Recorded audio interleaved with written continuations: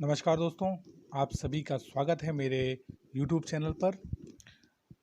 आज हम बात करेंगे चाणक्य जी के बारे में और उनकी आज हम जीवनी बताएंगे। आज ये वीडियो थोड़ा सा लंबा हो सकता है क्योंकि इसके अंदर हम आपको उनके हर एक पहलू के बारे में बताते हुए जाएंगे। तो चलिए शुरुआत करते हैं। चाणक्य अनुमानित जो उनका शासनकाल है वो बताते हैं। ईसा पूर्व से लेके 375 ईसा पूर्व से लेके 283 ये चंद्रगुप्त मौर्य के महामंत्री थे। वह कौटिल्य नाम से भी विख्यात थे।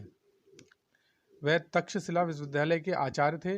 उन्होंने नंद वंश का नाश करके चंद्रगुप्त मौर्य को राजा बनाया। उनके द्वारा रचित अर्थशास्त्र नामक ग्रंथ राजनीति, अर्थनीति, कृषि, समाज नीति आदि का महान ग्रंथ है। अर्थशास्त्र मौर्यकालीन भारतीय समाज का दर्पण माना जाता है। चाणक्य की मृत्यु को लेकर दो कहानियां संदर्भ में आती हैं, लेकिन दोनों में से कौन सी सच है इसका अभी कोई सार नहीं निकला है। चाणक्य जी का जन्म 375 ईसा पूर्व पाटलिपुत्र, मृत्यु अनुमानता ईसा पूर्व 283 पाटलिपुत्र, आवास पाटलिपुत्र, शिक्षा प्राप्ति की जगह तक्षशिला, व्यवसाय चंद्रगुप्त मौर्य के महामंत्री। विष्णु पुराण, भागवत आदि पुराणों तथा कथा सरित सागर आदि संस्कृत ग्रंथों में तो चाणक्य का नाम आता ही है। बौद्ध ग्रंथ में भी इनकी कथा बराबर मिलती है। बौद्ध घोष की बनाई हुई विनय पिटकी टीका तथा महानाथ स्थाविर रचित महावंश की टीका में चाणक्य का वृत्तांत दिया हुआ है। चाणक्य तक्षशिला, एक नगर जो रावलपिंडी के पास था, के निवासी थे।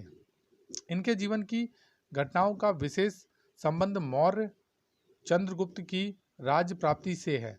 ये उस समय के एक प्रसिद्ध विद्वान थे, इसमें कोई संदेह नहीं। कहते हैं कि चाणक्य राजसी ठाट बाट से दूर एक छोटी सी कुटिया में रहते थे। चाणक्य के नाम पर डॉक्टर चंद्र प्रकाश द्विवेदी द्वारा लिखित और निर्देशित 47 भागों वाला एक धारावाहिक भी बना था, जिसे मूल रूप से 8 सितंबर 1991 से 9 अगस्त 1992 तक डीडी नेशनल पर प्रसारित किया गया था। परिचय। चंद्रगुप्त के साथ चाणक्य की मैत्री की कथा इस प्रकार है। पाटलिपुत्र के नंद वंश के राजा धनानंद के यहाँ आचार्य एक अनुरोध लेकर गए थे। आचार्य ने अखंड भारत की बात की और कहा कि वह पौरव राष्ट्र से यमन शासक सेल्यूकस को भगा दें, किंतु धनानंद ने नकार दिया क्योंकि पौरस राष्ट्र के राजा की हत्या धनानंद ने यमन शासक सेल्यूकस से करवाई थी। जब यह बात आचार्य को खुद धनानंद ने बोला, तब क्रोधित होकर आचार्य ने यह प्रतिज्ञा की कि जब तक मैं नंदों का नाश न कर लूँगा तब तक अपनी शिखा नहीं बांधूंगा। उन्हीं दिनों राजकुमार चंद्रगुप्त से निकाले गए राजकुमार चंद्रगुप्त राज्य से निकाले गए थे। चंद्रगुप्त ने चाणक्य से मेल किया और दोनों पुरुषों ने मिलकर मल्लच्छ राजा पर्वत तक की सेना लेकर पाटलिपुत्र पर चढ़ाई की और नंदों को युद्ध में परास्त करके मार डाला। नंदों के नाश के संबंध में कई प्रकार की कथाएं हैं। कहीं लिखा है कि चाणक्य ने महानंद के यहाँ निर्मल्य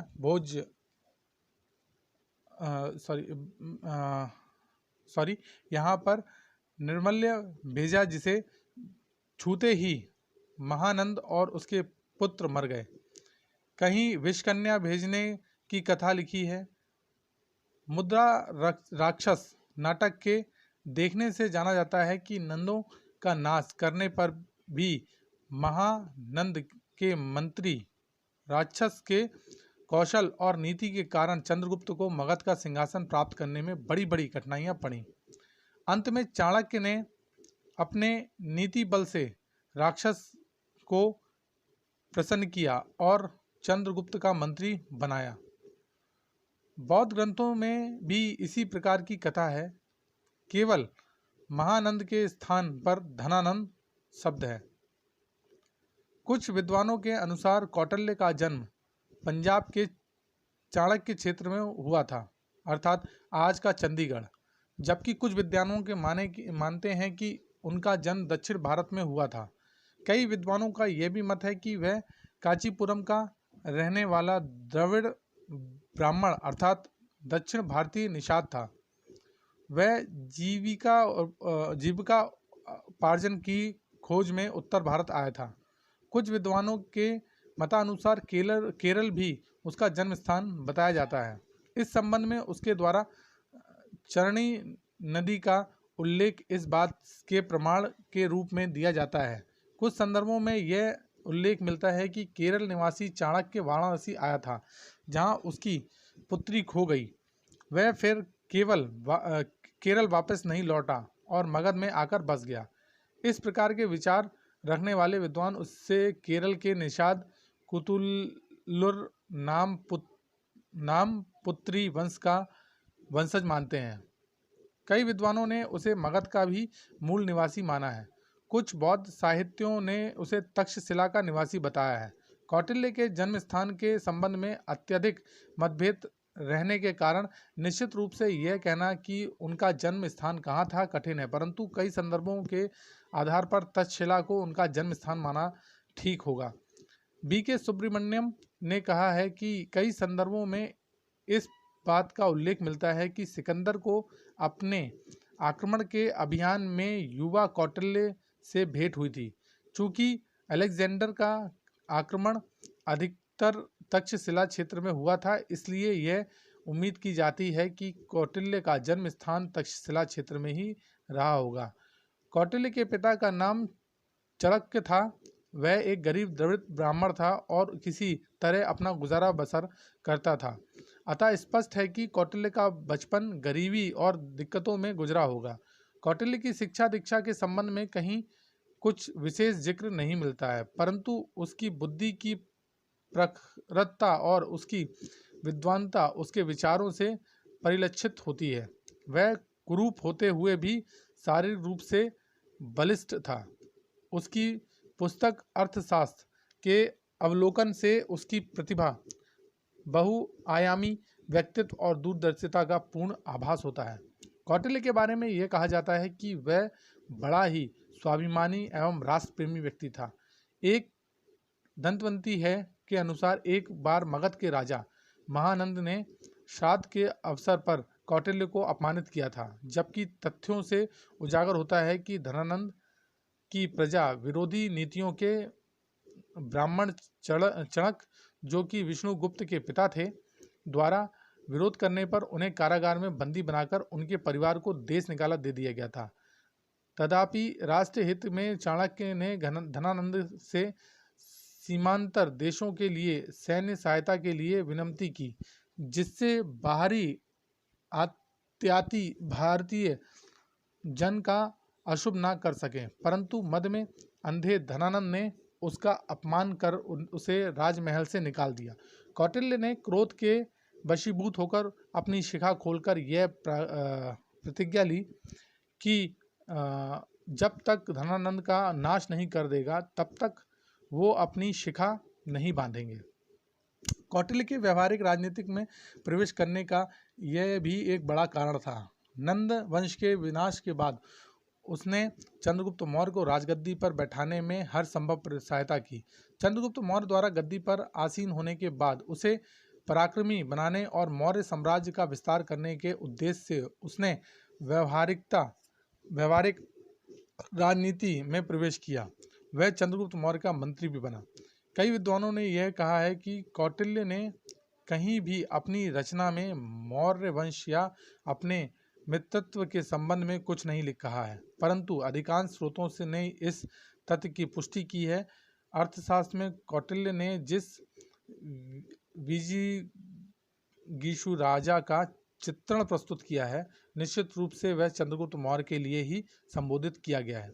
भारत पर सिकंदर के आक्रमण के कारण छोटे छोटे राज्यों के पराजय से अभिभूत होकर कौटिल्य ने व्यवहारिक राजनीति में प्रवेश करने का संकल्प किया।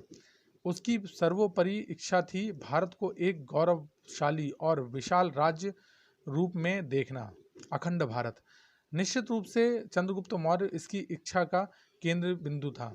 आचार्य कौटिल्य को एक और पारंगत और दूरदर्शी राजनीतिज्ञ के रूप में मौर्य समाज का संस्थापक और संरक्षक माना जाता है, तो दूसरी ओर उसे सांस्कृतिक साहित्य के इतिहास में अपनी अतुलनीय एवं अद्वितीय कृति के कारण अपने विषय का एकमात्र विद्वान होने का गौरव प्राप्त है। कौटिल्य की विद्वानता, निपुणता और दूरदर्शिता का बखान भारत के शास्त्रों, काव्यों तथा अन्य ग्रंथों में पर्याप्त है। कौटिल्य द्वारा नंद वंश का विनाश और मौर्य वंश की स्थापना से संबंधित कथा विष्णु पुराण में आती है।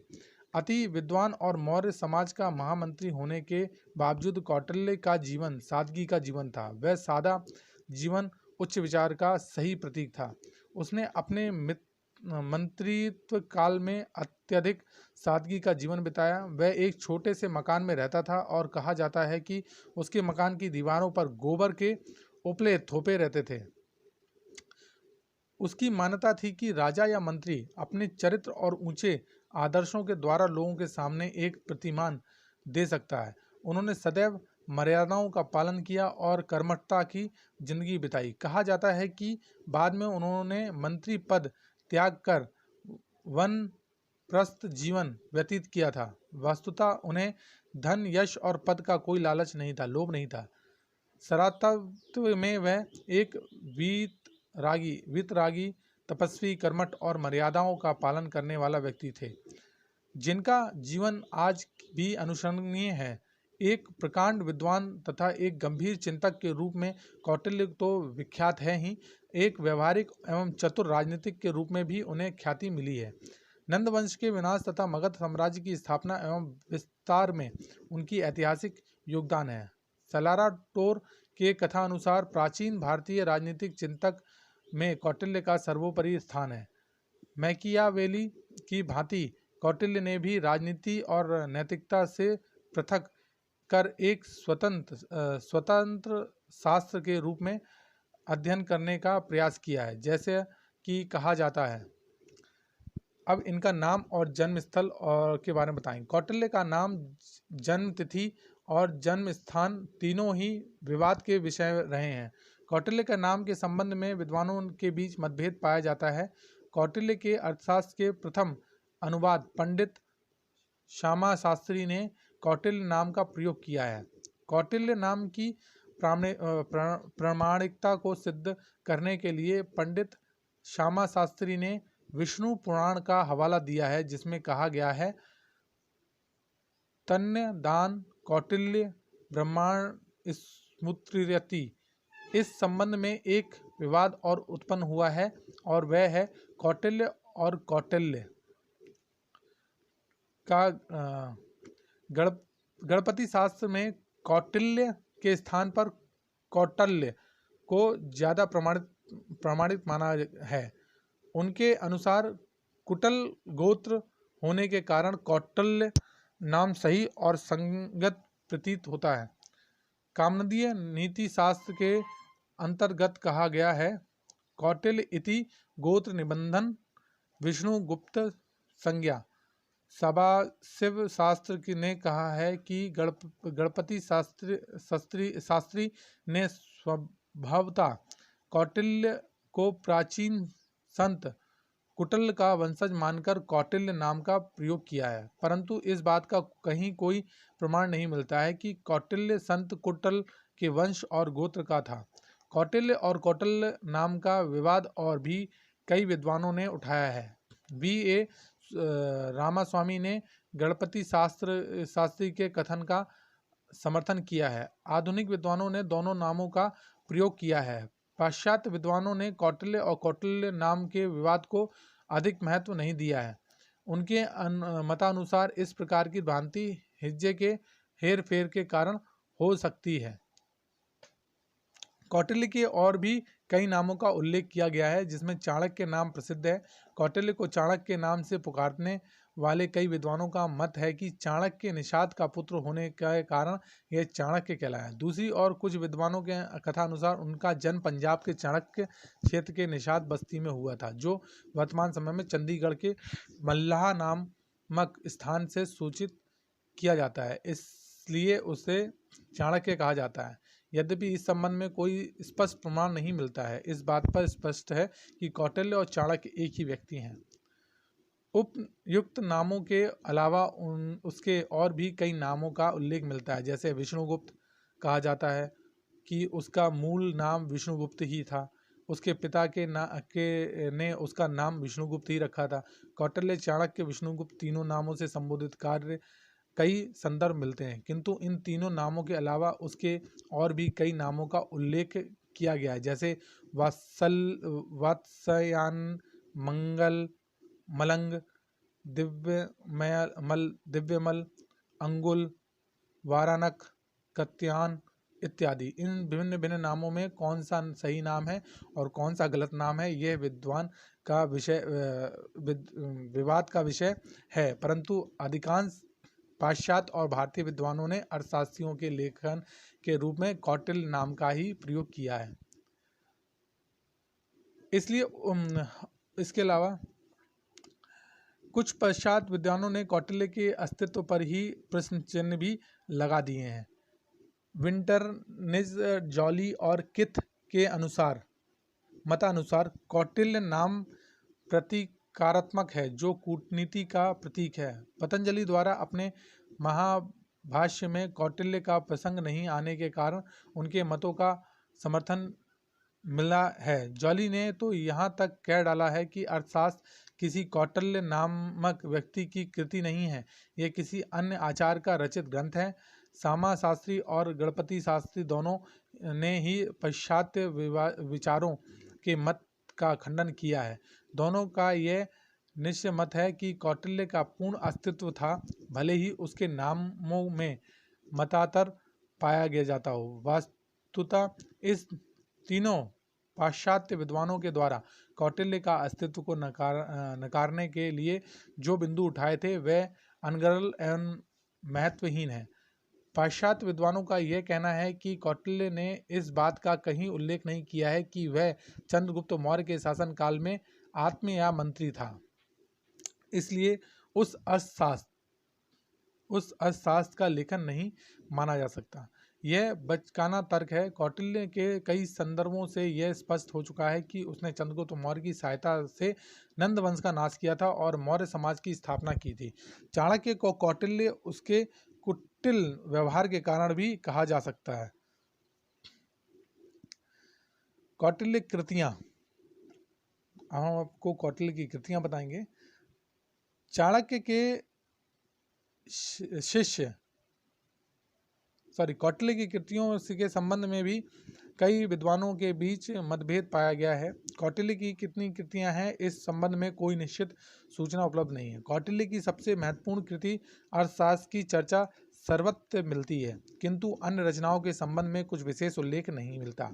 चाणक्य के शिष्य कामदक ने अपने नीति सार नामक ग्रंथ में लिखा है कि विष्णुगुप्त चाणक्य ने अपने बुद्धि बल से अर्थशास्त्र रूपी महोदधि को मत कर नीति शास्त्र रूपी अमृत निकाला।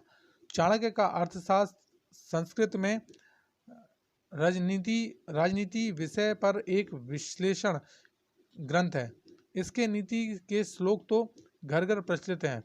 पीछे से लोगों ने इनके नीति ग्रंथों से घटा बढ़ाकर वृद्ध चाणक्य, लघु चाणक्य, बौद्ध चाणक्य आदि कई नीति ग्रंथ संकलित कर लिए। चाणक्य सब विषयों के पंडित थे। विष्णुगुप्त सिद्धांत नामक इनका एक ज्योतिष का ग्रंथ भी मिलता है। कहते हैं आयुर्वेद पर भी इनका लिखा वैद्य जीवन नामक का एक ग्रंथ है।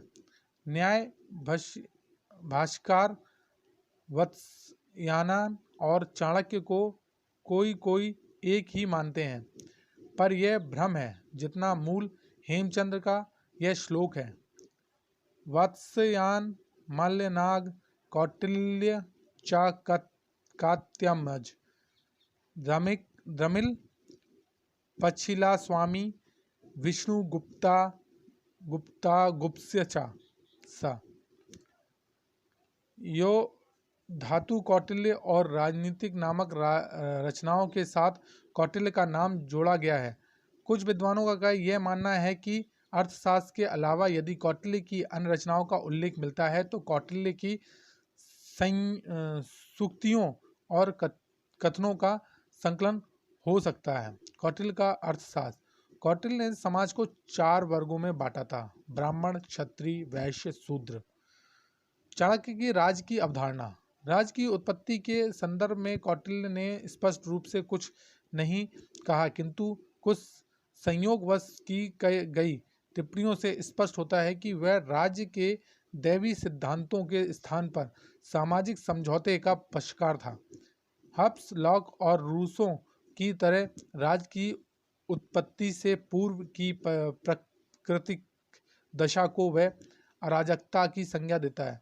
राज्य की उत्पत्ति तब हुई जब मत्स्य न्याय कानून से तंग आकर लोगों ने मनु को अपना राजा चुना और अपनी कृषि उपज का 6वां भाग तथा श्रवण का 10वां भाग उसे देना स्वीकार किया। इसके बदले में राजा ने उसकी सुरक्षा तथा कल्याण का उत्तरदायित्व संभाला। कौटिल्य राजतंत्र का पक्षधार है। राज के तत्व, सप्त सिद्धांत। कौटिल्य के पश्चात राजनीतिक चिंतकों द्वारा प्रतिपादित राज्य के 4 आवश्यक तत्व भूमि, जनसंख्या, सरकार व संप्रभुत्व का विवरण न देकर राज्य के 7 तत्वों का विवेचन किया है। इस संबंध में वह राज्य की परिभाषा नहीं देता, किंतु पहले से चले आ रहे सप्त सिद्धांत का समर्थन करता है। कौटिल्य ने राज्य की तुलना मानव शरीर से की है और तथा उसके साव्य रूप को स्वीकार किया है। राज्य के सभी तत्व मानव शरीर के अंगों के समान परस्पर संबंधित, अंतर्निर्भर तथा मिलजुलकर कार्य करते हैं। अर्थशास्त्र। स्वामी, राजा शीर्ष के तुल्य हैं। वह कुलीन, बुद्धिमान, साहसी, धैर्यवान, संयम, दूरदर्शी तथा युद्ध कला में निपुण होना चाहिए। अमात्य, मंत्री, राज्य की आंखें हैं। इस शब्द का प्रयोग कौटिल्य ने मंत्रीगण, सचिव, प्रशासनिक व न्यायिक पदाधिकारियों के लिए भी किया है। वह अपनी ही देश के जन्मजात नागरिक उच्च कुल के संबंधित, चरित्रवान, योग्य, विभिन्न कलाओं में निपुण तथा स्वामी भक्त होनी चाहिए। जनपद, भूमि तथा प्रजा या जनसंख्या। राज्य की जघन्य अथवा पैर हैं जिन पर राज्य का अस्तित्व टिका है।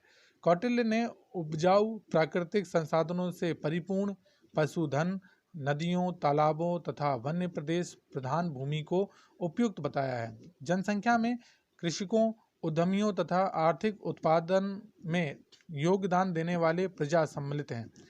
प्रजा को स्वामी भक्त, परिश्रमी तथा राजा की आज्ञा का पालन करने वाला होना चाहिए। दुर्ग, किला, राज्य की बाहें हैं जिनका कार्य राज्य की रक्षा करना है। राजा को ऐसे किलों का निर्माण करवाना चाहिए जो आक्रमण, युद्ध हेतु तथा रक्षणात्मक दृष्टिकोण से लाभकारी हों। कौटिल्य ने 4 प्रकार के दुर्गों, औद्योगिक, जल दुर्ग, पर्वत पहाड़ियाँ दुर्ग, वन दुर्ग, जंगली तथा धनवन मरुस्थलीय दुर्ग का वर्णन किया है। कोष, राजकोष, राजा के मुख के समान ही है कोष। कोष को राज्य का सर्वाधिक महत्वपूर्ण तत्व माना गया है, क्योंकि राज्य के संचालन तथा युद्ध के समय धन की आवश्यकता होती है। कोष इतना प्रचुर होना चाहिए कि किसी भी विपत्ति का सामना करने में सहायता हो। कोष में धन वृद्धि हेतु कौटिल्य ने कई उपाय बताए हैं। संकट काल में राजस्व प्राप्ति हेतु वह राजा को अनुचित तरीके से अपनाने की भी सलाह देता है। दंड बल राज्य का मस्तिष्क है। प्रजा तथा शत्रु पर नियंत्रण करने के लिए बल अथवा सेना अत्यधिक आवश्यक तत्व है। कौटिल्य ने सेना के 6 प्रकार बताए हैं, जैसे वंशानुगत सेना, वेतन पर नियुक्त या किराए के सैनिक, सैन्य निगमों के सैनिक, मित्र राज्य के सैनिक, शत्रु राज्य के सैनिक तथा आदिवासी सैनिक। संकट काल में वैश्य तथा शूद्रों को भी सेना में भर्ती किया जा सकता है। सैनिकों को धैर्यवान, दक्ष, युद्ध कौशल तथा राष्ट्रभक्त होना चाहिए। राजा को भी सैनिकों की सुख सुविधाओं का ध्यान रखना चाहिए। कौटिल्य ने दंड नीति के 4 लक्ष्य बताए हैं। अपर्याप्त वस्तु को प्राप्त करना, प्राप्त वस्तु की रक्षा करना, रक्षित वस्तु का संवर्धन करना तथा समकृत वस्तु को उचित पात्रों में बांटना। सुहृद मित्र राज्य के कान हैं। राजा के मित्र शांति व युद्ध काल दोनों में ही उसकी सहायता करते हैं। इस संबंध में कौटिल्य सहज तथा क्रमित मित्र में भेद करता है। सहज मित्र कृत्रिम मित्र से अधिक श्रेष्ठ होता है। जिस राजा के मित्र लोभी, कामी तथा कायर होते हैं, उसका विनाश अवश्य भावी हो जाता है। इस प्रकार कौटिल्य का सप्तांग सिद्धांत राज्य के सवयव स्वरूप का निरूपण करते हुए सभी अंगों की महत्वपूर्ण भूमिका पर प्रकाश डालता है। यद्यपि यह सिद्धांत राज्य के आधुनिक परिभाषा से मेल नहीं खाता, किंतु कौटिल्य के राज्य में आधुनिक राज्य के चारों तत्व विद्वान हैं। जनपद भूमि व जनसंख्या है, आत्मत्य सरकार का भाव है तथा स्वामी संप्रभुत्वता का प्रतीक है। कोष का महत्व राज प्रबंध, विकास व संवर्धन में है तथा सेना अतिरिक्त शांति व्यवस्था तथा बाहरी सुरक्षा के लिए आवश्यक है। विदेशी मामलों में मित्र महत्वपूर्ण भूमिका निभाता है, किंतु दुर्ग का स्थान आधुनिक युग में सुरक्षा प्रतिरक्षा के अन्य उपकरणों में ने ले लिया है। उन जो अन्य उपकरण हो गए वो उनमें ले लिया। राज्य का कार्य प्राचीन भारत राजनीतिक चिंतन का अनुकरण करते हुए कौटिल्य ने भी राजतंत्र की संकल्पना को अपने चिंतन का केंद्र बनाया है। वह लौकिक मामलों में राजा की शक्ति को सर्वोपरि मानता है, परंतु कर्तव्यों के मामले में वह स्वयं धर्म में बंधा है। वह धर्म का व्याख्यान नहीं बल्कि रक्षक है। कौटिल्य ने राज्य को अपने आप में साध्य मानते हुए सामाजिक जीवन में उसे सर्वोच्च स्थान दिया है। राज्य का हित सर्वोपरि है, जिसके लिए कई बार वह नैतिक के सिद्धांतों को भी परे रख देता है। कौटिल्य के अनुसार राज्य का उद्देश्य केवल शांति व्यवस्था तथा सुरक्षा स्थापित करना नहीं, बल्कि व्यक्ति के सर्वोच्च विकास में योगदान देना है। कौटिल्य के अनुसार राज्य के कार्य हैं सुरक्षा संबंधी कार्य। वहाँ सुरक्षा संबंधी कार्य में शत्रुओं तथा आक्रमणकारियों से राज्य को सुरक्षित रखना, आंतरिक व्यवस्था, न्याय की रक्षा तथा दैवी विपत्तियों, भूकंप, बाढ़, दुर्भिक्ष, आग, महामारी, घातक जंतुओं से प्रजा की रक्षा राज्य के कार्य हैं। सर्वधर्म का पालन करना। सर्वधर्म के अंतर्गत वर्णाश्रय धर्म, वर्ण श्रम धर्म, वर्ण तथा आश्रम पद्धति पर बल दिया गया है। यद्यपि कौटिल्य मनु की तरह धर्म को सर्वोपरि मानकर राज्य को धर्म के अधीन नहीं करता, किंतु प्रजा द्वारा धर्म का पालन न किए जाने पर राजा धर्म का संरक्षक करता है। सामाजिक दायित्व। राजा का कर्तव्य सर्वसाधारण के प्रति के लिए सामाजिक न्याय की स्थापना करना है। सामाजिक व्यवस्था का समूचा संचालन तभी संभव है जब पिता पुत्र, पति पत्नी, गुरु शिष्य आदि अपने दायित्वों का निर्वाह करें। विवाह विच्छेदन की स्थिति में वह स्त्री पुरुष के समान अधिकारों पर बल देता है। स्त्रीवध तथा ब्राह्मण हत्या को गंभीर अपराध माना गया है। जन कल्याण के कार्य। कौटिल्य के राज्य का कार्य क्षेत्र अत्यंत व्यापक है। वह राज्य को मानव के बहुमुखी विकास का दायित्व सौंपकर उसे अत्याधुनिक युग का कल्याणकारी राज्य बना देता है। उसने राज्य को अनेक कार्य सौंपे हैं, जैसे बांध, तालाब, सिंचाई के अन्य संसाधनों का निर्माण, खानों का विकास, बंजर भूमि की जुताई, पशुपालन, वन्य विकास आदि। इसके अलावा सार्वजनिक मनोरंजन राज्य के नियंत्रण में था। अनाथों, निर्धनों, अपंगों की सहायता, स्त्री सम्मान की रक्षा की व्यवस्था आदि भी राज्य के दायित्व थे। इस प्रकार कौटिल्य का राज्य सर्वव्यापक राज्य है। जन कल्याण तथा अच्छे प्रशासन की स्थापना उसका लक्ष्य है, जिसमें धर्म व नैतिकता का प्रयोग एक साधन के रूप में किया जाता है। कौटिल्य का कहना है, प्रजा की प्रसन्नता में ही राजा की प्रसन्नता है। प्रजा के लिए जो कुछ भी लाभकारी है उसमें उसका अपना भी लाभ है।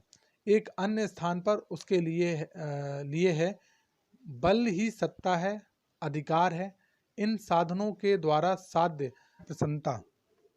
इस संबंध में सेलेटोरन का कथन है, जिस राज्य के पास सत्ता और अधिकार है उसका एकमात्र उद्देश्य अपनी प्रजा की प्रसन्नता में वृद्धि करना है।